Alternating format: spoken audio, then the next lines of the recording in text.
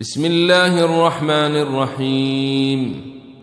الحمد لله الذي أنزل على عبده الكتاب ولم يجعل له عوجا قيما لينذر بأسا شديدا من لدنه ويبشر المؤمنين الذين يعملون الصالحات أن لهم أجرا حسنا ماكثين فيه أبدا وينذر الذين قالوا اتخذ الله ولدا ما لهم به من علم ولا لآبائهم كبرت كلمة تخرج من أفواههم إن يقولون إلا كذبا فلعلك باخع نفسك على آثارهم إن لم يؤمنوا بهذا الحديث أسفا إنا جعلنا ما على الأرض زينة لها لنبلوهم أيهم أحسن عملا وإنا لجاعلون ما عليها صعيدا جرزا أم حسبت أن أصحاب الكهف والرقيم كانوا من آياتنا عجبا إذ أوى الفتية إلى الكهف فقالوا ربنا آتنا من لدنك رحمة وهيئ لنا من أمرنا رشدا فضربنا على آذانهم في الكهف سنين عددا ثم بعثناهم لنعلم أي الحزبين أحصى لما لبثوا أمدا نحن نقص عليك نبأهم بالحق إنهم فتية آمنوا بربهم وزدناهم هدى وربطنا على قلوبهم إذ قاموا فقالوا ربنا رب السماوات والأرض لن ندعو من دونه إلها لقد قلنا إذا شططا هؤلاء قوم اتخذوا من دونه آلهة لولا يأتون عليهم بسلطان بين فمن أظلم ممن افترى على الله كذبا وإذ اعتزلتموهم وما يعبدون إلا الله فأووا إلى الكهف ينشر لكم ربكم من رحمته ويهيئ لكم من أمركم مرفقا وترى الشمس إذا طلعت تزاور عن كهفهم ذات اليمين وإذا غربت تقرضهم ذات الشمال وهم في فجوة منه ذلك من آيات الله من يهد الله فهو المهتد ومن يضلل فلن تجد له وليا مرشدا وتحسبهم أيقاظا وهم رقود ونقلبهم ذات اليمين وذات الشمال وكلبهم باسط ذراعيه بالوصيد لو اطلعت عليهم لوليت منهم فرارا ولملئت منهم رعبا وكذلك بعثناهم ليتساءلوا بينهم قال قائل منهم كم لبثتم قالوا لبثنا يوما أو بعض يوم قالوا ربكم أعلم بما لبثتم فابعثوا أحدكم بورقكم هذه إلى المدينة فلينظر أيها أزكى طعاما فليأتكم برزق منه وليتلطف ولا يشعرن بكم أحدا إنهم إن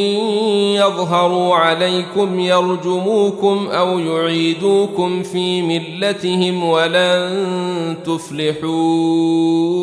إذن أبدا وكذلك أعثرنا عليهم ليعلموا أن وعد الله حق وأن الساعة لا ريب فيها إذ يتنازعون بينهم أمرهم فقالوا بنوا عليهم بنيانا ربهم أعلم بهم قال الذين غلبوا على أمرهم لنتخذن عليهم مسجدا سيقولون ثلاثة رابعهم كلبهم ويقولون خمسة سادسهم كلبهم رجما بالغيب ويقولون سبعة وثامنهم كلبهم قل ربي أعلم بعدتهم ما يعلمهم إلا قليل فلا تمار فيهم إلا مراء ظاهرا ولا تستفت فيهم منهم أحدا ولا تقولن لشيء إني فاعل ذلك غدا إلا أن يشاء الله واذكر ربك إذا نسيت وقل عسى أن يهديني ربي لأقرب من هذا رشدا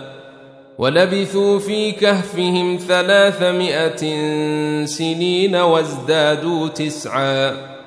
قل الله أعلم بما لبثوا له غيب السماوات والأرض أبصر به وأسمع ما لهم من دونه من ولي ولا يشرك في حكمه أحدا واتل ما أوحي إليك من كتاب ربك لا مبدل لكلماته ولن تجد من دونه ملتحدا واصبر نفسك مع الذين يدعون ربهم بالغداة والعشي يريدون وجهه ولا تعد عيناك عنهم تريد زينة الحياة الدنيا ولا تطع من أغفلنا قلبه عن ذكرنا واتبع هواه وكان أمره فرطا وقل الحق من ربكم فمن شاء فليؤمن ومن شاء فليكفر إنا أعتدنا للظالمين نارا أحاط بهم سرادقها وإن يستغيثوا يغاثوا بماء كالمهل يشوي الوجوه بئس الشراب وساءت مرتفقا إن الذين آمنوا وعملوا الصالحات إنا لا نضيع أجر من أحسن عملا أولئك لهم جنات عدن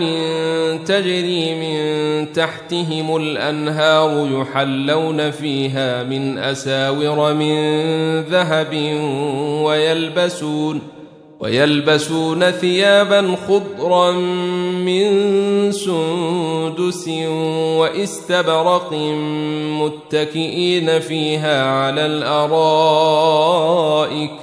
نعم الثواب وحسنت مرتفقا واضرب لهم مثل الرجلين جعلنا لأحدهما جنتين من أعناب وحففناهما بنخل وجعلنا بينهما زرعا كلتا الجنتين آتت أكلها ولم تظلم منه شيئا وفجرنا خلالهما نهرا وكان له ثمر فقال لصاحبه وهو يحاوره أنا أكثر منك مالا وأعز نفرا ودخل جنته وهو ظالم لنفسه قال ما أظن أن تبيد هذه أبدا وما أظن الساعة قائمة ولئن رددت إلى ربي لأجدن خيرا منها منقلبا قال له صاحبه وهو يحاوره أكفرت بالذي خلقك من تراب ثم من نطفة ثم سواك رجلا لكن هو الله ربي ولا أشرك بربي أحدا ولولا إذ دخلت جنتك قلت ما شاء الله لا قوة إلا بالله إن ترني أنا أقل منك مالا وولدا فعسى ربي أن يؤتيني خيرا من جنتك ويرسل عليها حسبانا من السماء فتصبح صعيدا زلقا أو يصبح ماؤها غورا فلن تستطيع له طلبا وأحيط بثمره فأصبح يقلب كفيه على ما أنفق فيها وهي خاوية على عروشها ويقول يا ليتني لم أشرك بربي أحدا ولم تكن له فئة ينصرونه من دون الله وما كان منتصرا هنالك الولاية لله الحق هو خير ثوابا وخير عقبا واضرب لهم مثل الحياة الدنيا كماء إن أنزلناه من السماء فاختلط به نبات الأرض فأصبح هشيما تذروه الرياح وكان الله على كل شيء مقتدرا المال والبنون زينة الحياة الدنيا والباقيات الصالحات خير عند ربك ثوابا وخير أملا ويوم نسير الجبال وترى الأرض بارزة وحشرناهم فلم نغادر منهم أحدا وعرضوا على ربك صفا لقد جئتمونا كما خلقناكم أول مرة بل زعمتم أن لن نجعل لكم موعدا ووضع الكتاب فترى المجرمين مشفقين مما فيه ويقولون يا ويلتنا ما لهذا الكتاب لا يغادر صغيرة ولا كبيرة إلا أحصاها ووجدوا ما عملوا حاضرا ولا يظلم ربك أحدا وإذ قلنا للملائكة اسجدوا لآدم فسجدوا إلا إبليس كان من الجن ففسق عن أمر ربه أفتتخذونه وذريته أولياء من دوني وهم لكم عدو بئس للظالمين بدلا ما أشهدتهم خلق السماوات والأرض ولا خلق أنفسهم وما كنت متخذ المضلين عضدا ويوم يقول نادوا شركائي الذين زعمتم فدعوهم فلم يستجيبوا لهم وجعلنا بينهم موبقا ورأى المجرمون النار فظنوا أنهم مواقعوها ولم يجدوا عنها مصرفا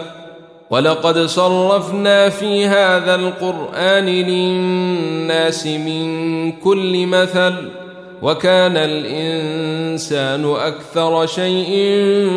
جدلا وما منع الناس أن يؤمنوا إذ جاءهم الهدى ويستغفروا ربهم إلا أن تأتيهم سنة الأولين أو يأتيهم العذاب قبلا وما نرسل المرسلين إلا مبشرين ومنذرين ويجادل الذين كفروا بالباطل ليدحضوا به الحق واتخذوا آياتي وما أنذروا هزوا ومن أظلم ممن ذكر بآيات ربه فأعرض عنها ونسي ما قدمت يداه إنا جعلنا على قلوبهم أكنة أن يفقهوه وفي آذانهم وقرا وإن تدعهم إلى الهدى فلن يهتدوا إذن أبدا وربك الغفور ذو الرحمة لو يؤاخذهم بما كسبوا لعجل لهم العذاب بل لهم موعد لن يجدوا من دونه موئلا وتلك القرى أهلكناهم لما ظلموا وجعلنا لمهلكهم موعدا وإذ قال موسى لفتاه لا أبرح حتى أبلغ مجمع البحرين أو أمضي حقبا فلما بلغا مجمع بينهما نسيا حوتهما فاتخذ سبيله في البحر سربا فلما جاوزا قال لفتاه آتنا غداءنا لقد لقينا من سفرنا هذا نصبا قال أرأيت إذ أوينا إلى الصخرة فإني نسيت الحوت وما أنسانيه إلا الشيطان أن أذكره واتخذ سبيله في البحر عجبا قال ذلك ما كنا نبغي فارتدا على آثارهما قصصا فوجدا عبدا من عبادنا آتيناه رحمة من عندنا وعلمناه من لدنا علما قال له موسى هل أتبعك على أن تعلمني مما علمت رشدا قال إنك لن تستطيع معي صبرا وكيف تصبر على ما لم تحط به خبرا قال ستجدني إن شاء الله صابرا ولا أعصي لك أمرا قال فإن اتبعتني فلا تسألني عن شيء حتى أحدث لك منه ذكرا فانطلقا حتى إذا ركبا في السفينة خرقها قال أخرقتها لتغرق أهلها لقد جئت شيئا إمرا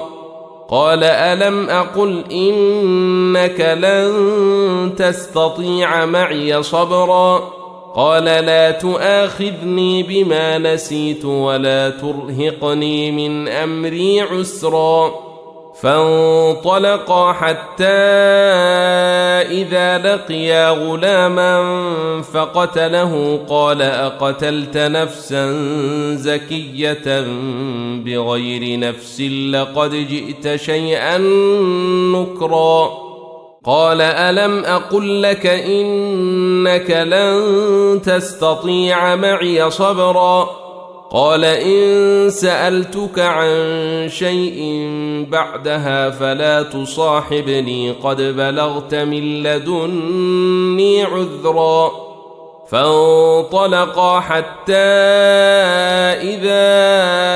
أتيا أهل قرية استطعما أهلها فأبوا أن يضيفوهما فوجدا فيها جدارا يريد أن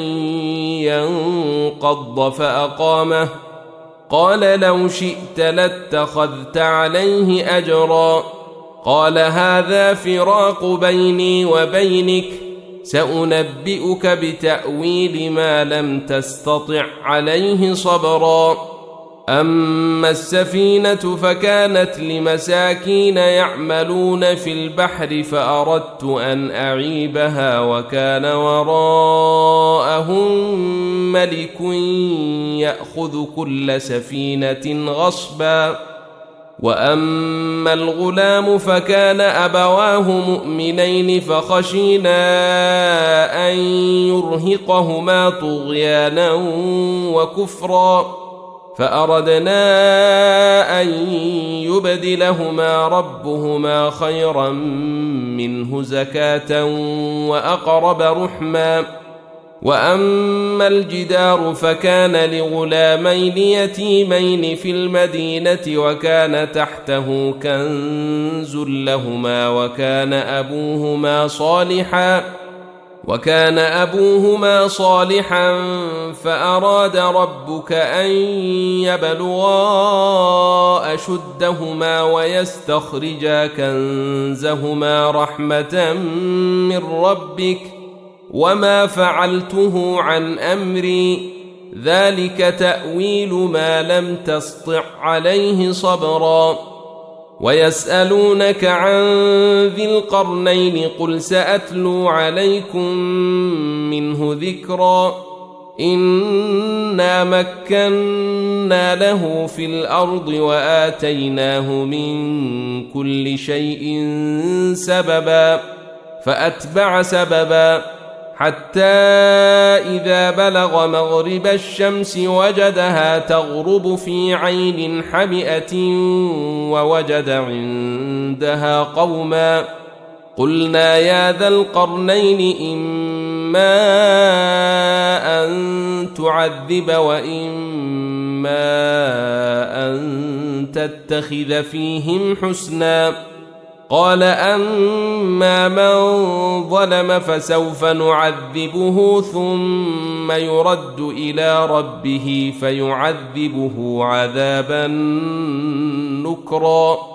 وأما من آمن وعمل صالحا فله جزاء الحسنى وسنقول له من أمرنا يسرا ثم أتبع سببا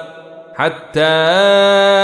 إذا بلغ مطلع الشمس وجدها تطلع على قوم لم نجعل لهم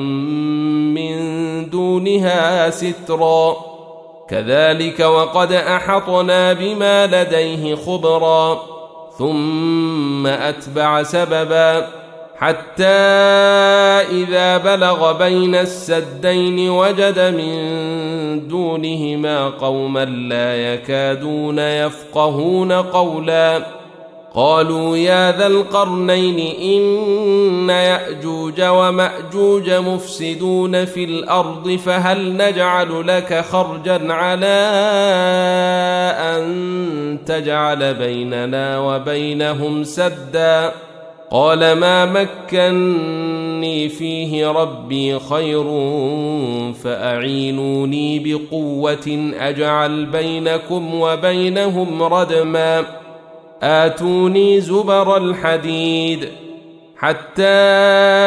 إذا ساوى بين الصدفين قال انفخوا حتى إذا جعله نارا قال آتوني أفرغ عليه قطرا فما استطاعوا أن يظهروه وما استطاعوا له نقبا قال هذا رحمة من ربي فإذا جاء وعد ربي جعله دكاء وكان وعد ربي حقا وتركنا بعضهم يومئذ يموج في بعض ونفخ في الصور فجمعناهم جمعا